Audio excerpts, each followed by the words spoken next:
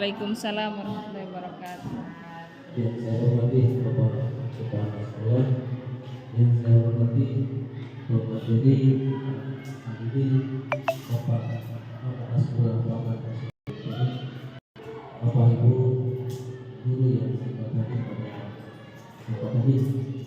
Pertama-tama senantiasa kita mengajarkan guru dan guru kita dengan Allah Subhanahu wa Ta'ala. Atas kesempatan yang berbulan kita bisa melaksanakan dengan aktivitas kita, dan pada kesempatan ini kita sebentar akan menyuguhkan pengembangan materi salah satu guru yang masuk dalam program pendidikan. Jadi pengembangan sebentar adalah untuk memenuhi salah satu tugas dari Pak Asbulan yang akan pengembangan materi budaya positif, yang mana materi ini bukan saja untuk diketahui, tetapi sebentar kita bisa melaksanakan, bisa kita budayakan di sekolah kita sehingga bisa bermanfaat ilmu yang kita dengarkan sebentar. Sikap positif tentunya dia berasal dari pikiran, yaitu harus itu.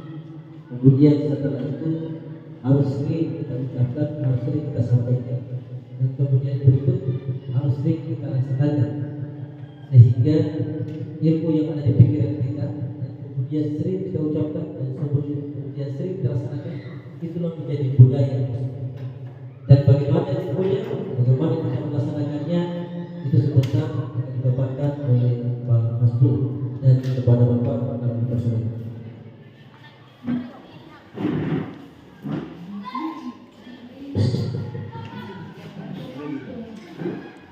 Assalamualaikum warahmatullahi wabarakatuh. Waalaikumsalam warahmatullahi wabarakatuh. Dan selamat pagi.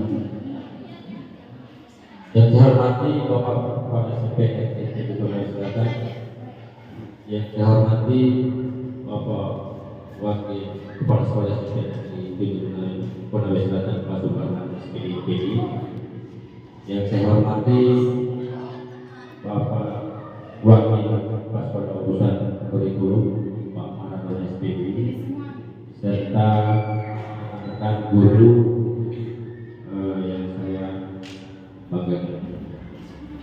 Jadi pada pagi hari ini seperti yang disampaikan dari Bapak Moderator, bahwa ini adalah salah satu kewajiban saya atau tugas saya sebagai calon guru sendiri untuk menyampaikan beberapa materi, dan ini wajib saya sampaikan kepada semua. Mudah-mudahan materi ini bisa bermanfaat bagi kita semua, anak-anak didik kita dan rekan-rekan sejawat dan staf CPS 70. Jadi materi yang saya sampaikan adalah masalah budaya positif. Jadi ada beberapa materi yang akan saya sampaikan. Jadi ada beberapa materi, di antaranya adalah disiplin positif dan nilai-nilai kebajikan universal. Kemudian yang kedua, teori motivasi, hukuman dan penghargaan serta restitusi. Kemudian keyakinan kelas, kemudian kebutuhan dasar manusia dan dunia berkualitas, kemudian restitusi atau 5 posisi kontrol, kemudian yang terakhir adalah restitusi atau 3 restitusi. Dari beberapa materi ini mudah-mudahan habis tuntas semua. Ini bisa lanjut. Ya, untuk materi yang pertama adalah disiplin positif dan nilai-nilai kebajikan universal.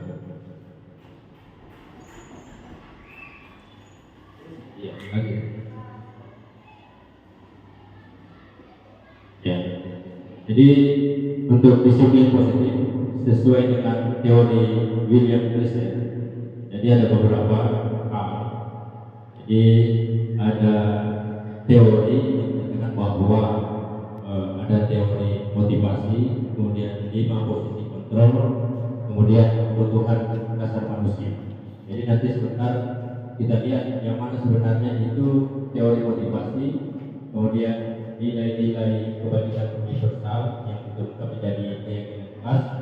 Kemudian untuk 5 posisi kontrol ini kita sebagai guru ada yang sebagai penghubung, kemudian pembuat rasa bersalah, kemudian guru sebagai teman, kemudian guru sebagai pemantau, dan guru sebagai manajer. Jadi nanti kita lihat di mana sebenarnya dalam diri kita ini dalam memberikan atau hubungan kepada siswa, di mana posisinya kita.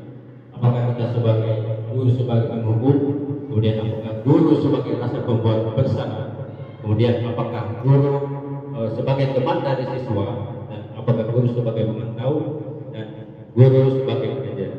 Dari beberapa posisi kontrol tersebut, kita lihat yang mana yang paling bagus, yang mana kelebihannya dan yang mana kekurangannya. Kemudian berikut untuk 5 kebutuhan dasar. Untuk 5 kebutuhan dasar, ada beberapa kebutuhan dasar dari manusia, di antaranya adalah kebutuhan untuk bertahan hidup, kemudian penguasaan, kemudian kasih sayang dan rasa diterima. Kemudian ada kebutuhan kesenangan dan ada kebutuhan kebebasan. Next. Ya, sebelum kita lanjut, kita dulu mengetahui apa itu disiplin. Jadi di sini ada teori yang mengatakan bahwa disiplin itu berasal dari bahasa Latin yang artinya adalah belajar.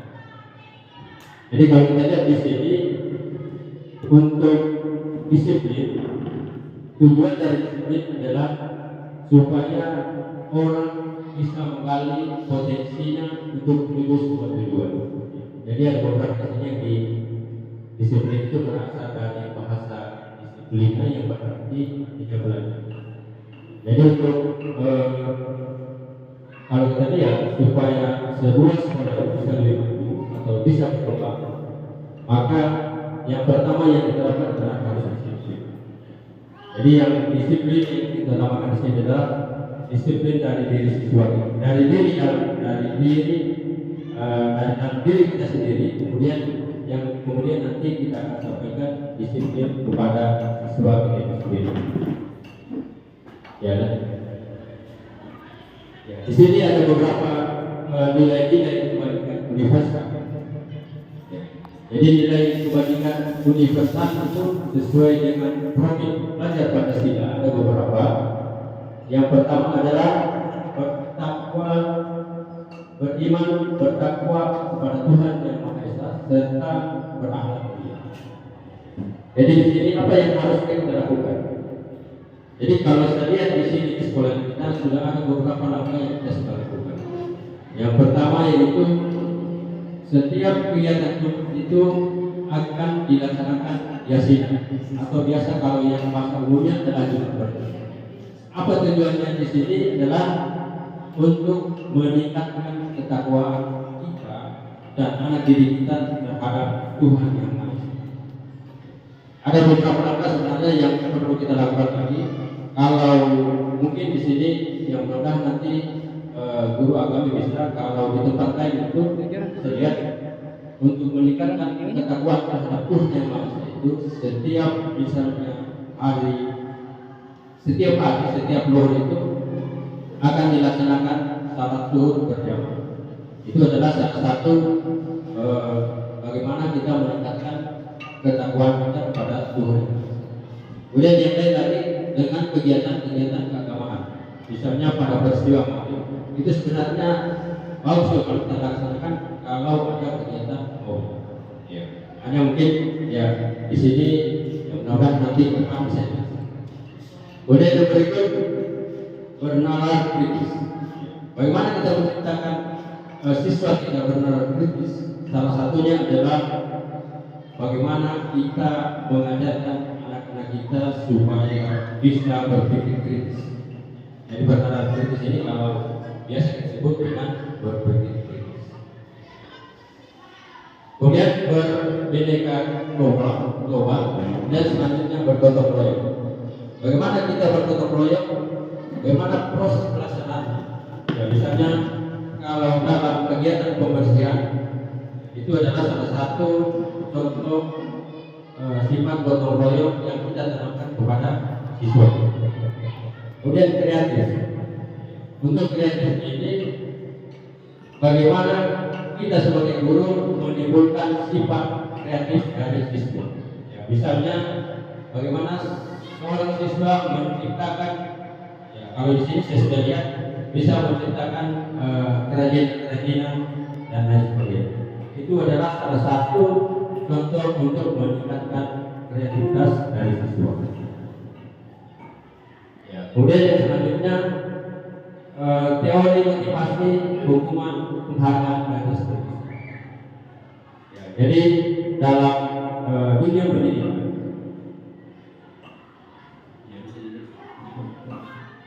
teori motivasi, bagaimana kita seorang guru bisa memotivasi siswa. Jadi misalnya anak itu misalnya dia tidak terlalu serius dalam pembelajaran, atau misalnya dia tidak serius dalam mengerjakan tugas-tugas yang diberikan oleh guru. Jadi memang kita guru memberikan motivasi kepada siswa untuk misalnya giat dalam proses pembelajaran. Jadi motivasi ini dibedakan menjadi motivasi eksternal dan motivasi internal. Jadi untuk motivasi eksternal bertujuan untuk menghindari kenyamanan atau hukuman yang akan terjadi apabila saya tidak melakukan. Jadi itu dikategorikan sebagai motivasi eksternal. Kemudian motivasi internal untuk mendapatkan imbalan dari orang lain institusi apa yang akan didapatkan bila saya lakukan. Jadi mungkin maksudnya begini. Jadi kalau motivasi eksternal, jadi misalnya kita menyuruh mengerjakan siswa tugas. Jadi setelah dia mengerjakan tugas, misalnya kita akan beri hadiah atau apa, itu adalah salah satu contoh motivasi eksternal. Jadi misalnya akan ada juga guru biasa, kalau anak-anak siapa yang bisa mengerjakan tugas, maka saya akan memberikan imbalan atau apa. Itu adalah salah satu motivasi eksternal. Ya bisa jadi. Ya, ini adalah salah satu Bapak Ki Hajar Dewantara yang sangat terkenal dengan teori-teori tentang pendidikan. Ya, jadi beliau menyatakan bahwa merdeka itu artinya tidak hanya terlepas dari perintah, akan tetapi juga cakap untuk memerintah diri sendiri. Jadi kata-kata ini utama sebenarnya kalau kita belajar lebih dalam. Jadi saya rasa di dunia pendidikan Bapak Ki Hajar Dewantara sudah tidak asing bagi kita semua. Banyak beliau dikatakan sebagai pelopor pendidikan. Banyak teori-teori yang lahir dari Bapak Ki Hajar Dewantara.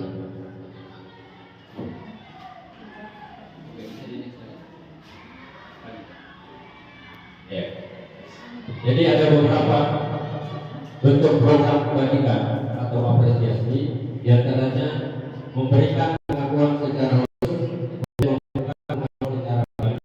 kemudian memberikan pengakuan semua murid serta beri pengakuan secara konsisten.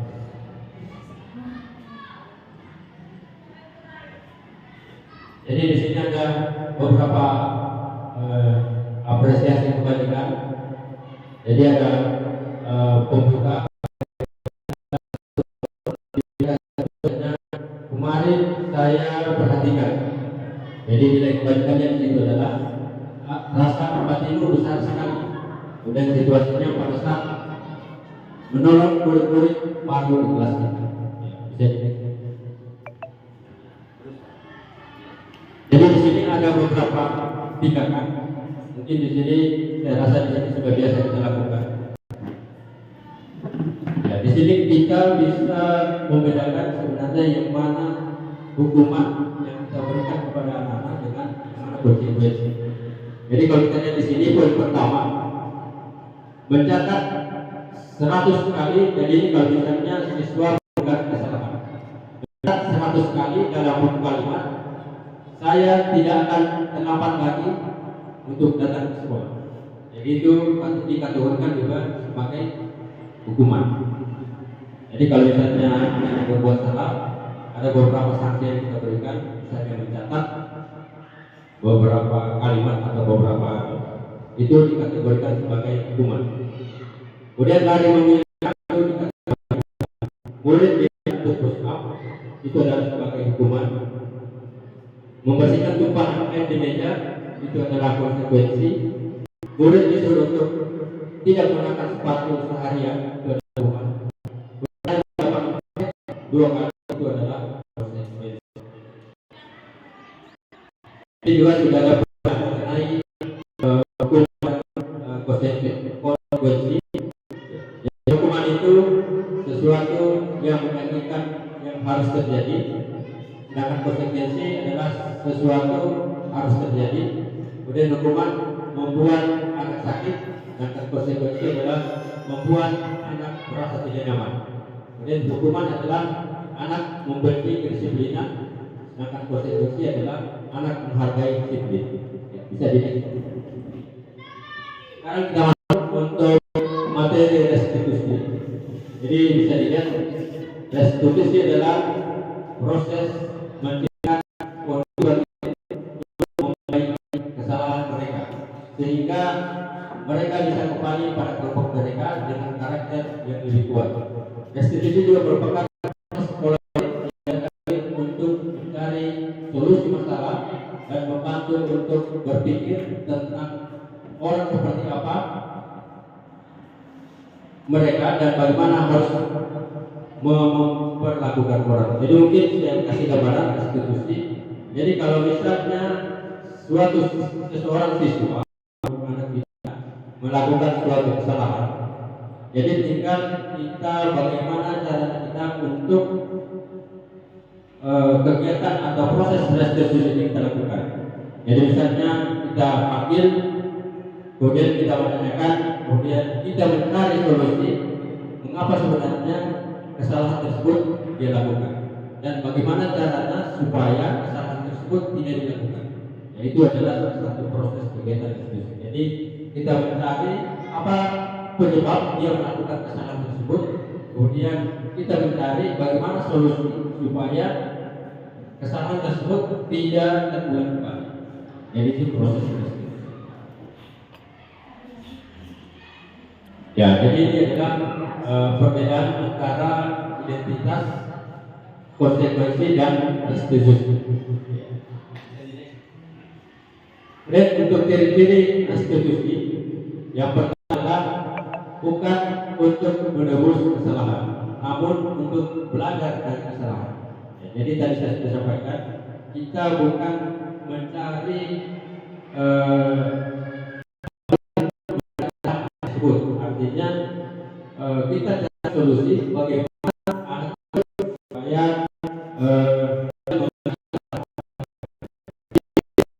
hubungan, kemudian tawaran bukan paksaan, kemudian dasar tindakan, dan restitusi adalah cara yang paling baik, dan restitusi fokus pada karakter bukan pada tindakan.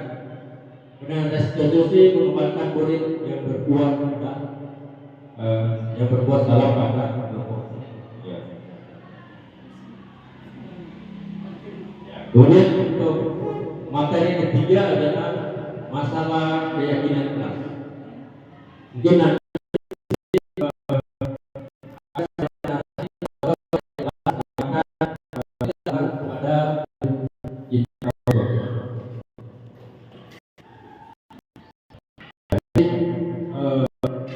untuk keyakinan kelas sebenarnya kelas ini full dari peraturan kelas yang kita akan sampaikan.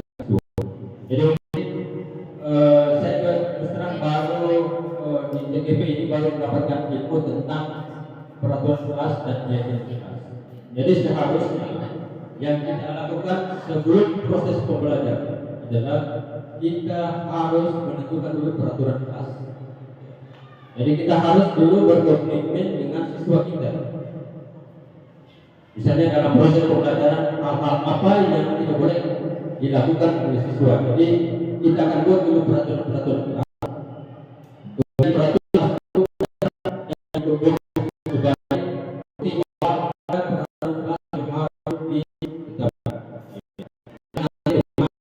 termasuk kita melaksanakan ini.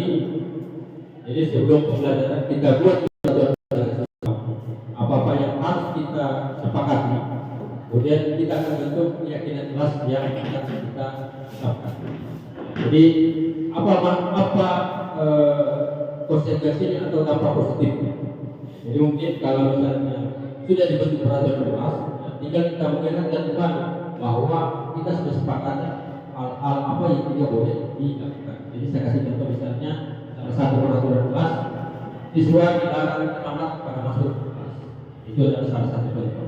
Jadi nanti kan yang buat peraturan kelas dan bukan hanya guru, tapi mereka sendiri buat peraturan kelas. Dan peraturan ini harus disepakati bersama dan dilaksanakan bersama. Jadi saya kira mungkin peraturan kelas dan keyakinan kelas ini sangat cocok kita terapkan setiap masing-masing guru. Ya, jadi sudah tadi saya sudah sampaikan bahwa ada peraturan kelas dan ada keyakinan kelas. Jadi mungkin nanti sebentar akan yang mana peraturan kelas, yang mana keyakinan kelas.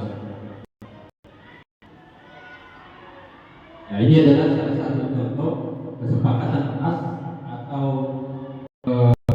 peraturan kelas. Jadi mungkin kita tidak terpaku dengan di sini. Jadi nanti untuk peraturan kelas kita yang tentukan dengan bersama siswa. Jadi ada beberapa peraturan, terserah nanti kesepakatan apa. Jadi misalnya di dalam kelas tidak boleh menutup tembok, itu adalah salah satu peraturan kelas. Ya, misalnya siswa lagi tidak boleh mengganggu teman yang lain pada proses pembelajaran.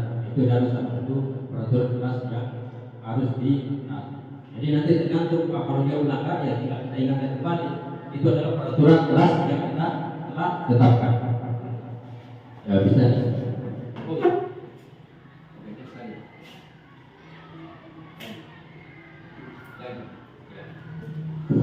Ya ini adalah salah satu beberapa contoh dari peraturan kelas. Ini adalah salah satu contoh. Beberapa contoh. Jadi saya kasih contoh peraturan kelas yang akan ditetapkan adalah mengembalikan buku ke Sama iki. dan keyakinan kelas yang akan dibentuk adalah rasa tanggung jawab. Kemudian berikut keyakinan kelasnya adalah menghormati orang lain. Kemudian hadir di sekolah 15 menit sebelum jam pelajaran. Jadi mungkin saya kira ini untuk kelas kita tidak terpaku dengan ini, tapi bisa kita buat sendiri tergantung kesempatan kita.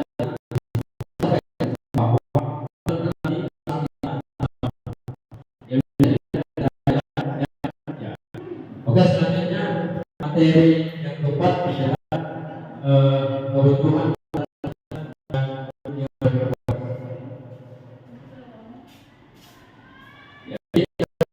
Kebutuhan dasar manusia yang sudah disampaikan oleh pakar ada 5 kebutuhan dasar manusia. Yang pertama adalah kasih sayang dan rasa diterima. Kemudian yang kedua penguasaan dan kesenangan, kebebasan dan bertahan hidup.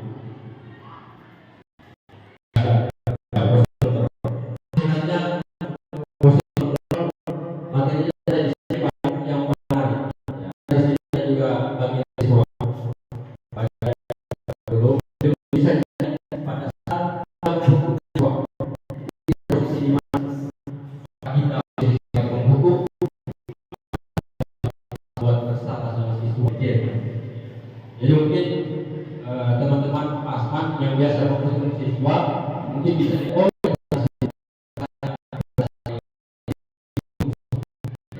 apakah guru sebagai guru siswa itu berdampak buruk atau berdampak baik sama siswa. Kemudian kira-kira dari kelima ini yang mana sebenarnya yang bagus yang kita lakukan? Apakah kita sudah benar yang kita lakukan? Apakah kita disebut apakah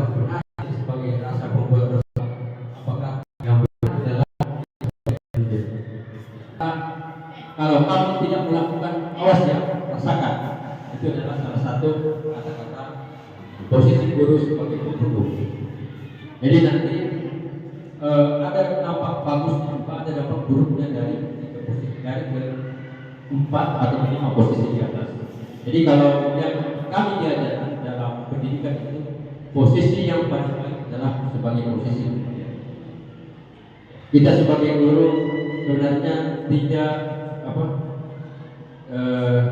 tidak disarankan untuk kita sebagai guru sebagai pemburu.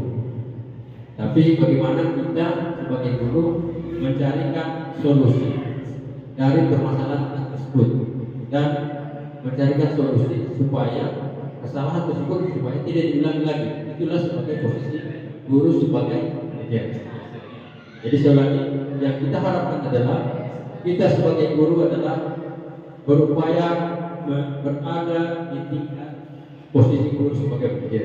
Kenapa? Karena dalam posisi manajer kita mencarikan, yang pertama adalah kita menggali masalah yang terjadi pada siswa.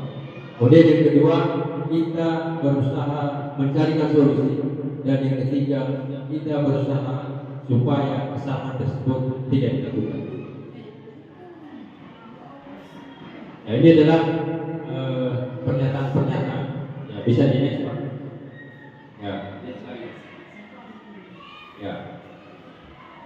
Ya, materi yang berikutnya adalah segitiga restitusi. Jadi di awal tadi saya sudah jelaskan bagaimana ini proses segitiga restitusi. Jadi ada beberapa yang termasuk dalam posisi segitiga restitusi adalah yang pertama adalah validasi kebutuhan, kemudian menstabilkan identitas, kemudian menanyakan keyakinan.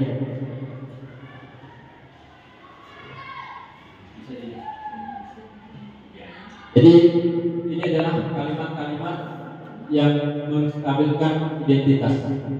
Jadi ada beberapa pernyataan-pernyataan atau kalimat untuk menstabilkan identitas. Misalnya kita sampaikan anak-anak yang berbuat salah bahwa bersalah itu hal yang manusiawi.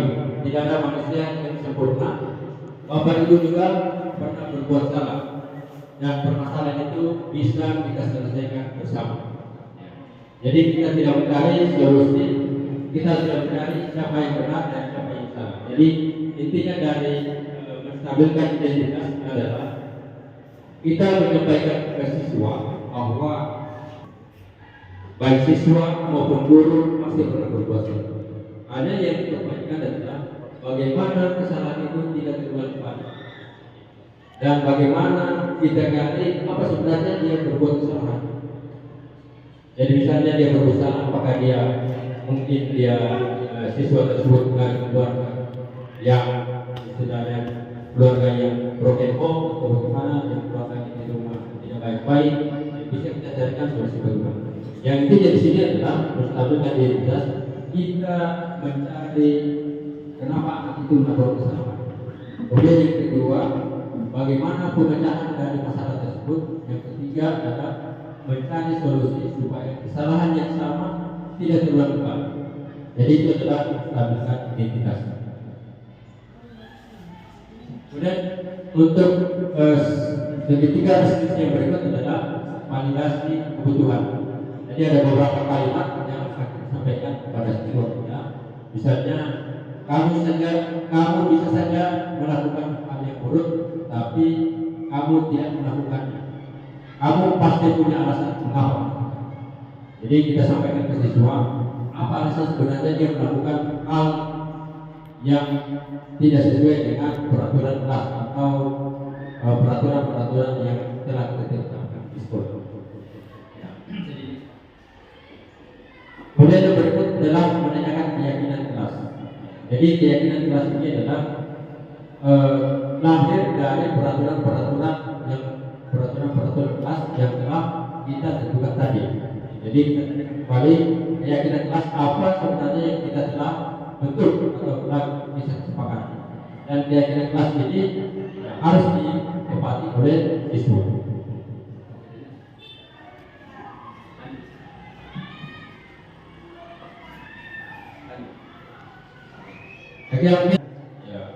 Mudah-mudahan apa yang saya sampaikan bisa bermanfaat kepada kita semua, terutama diri saya sebagai calon guru penggerak dan kepada anak didik kita. Jadi saya ucapkan terima kasih kepada teman-teman yang sudah bersedia hadir untuk mendengarkan pemaparan saya tentang budaya positif. Saya ini mengucapkan Assalamualaikum warahmatullahi wabarakatuh. Waalaikumsalam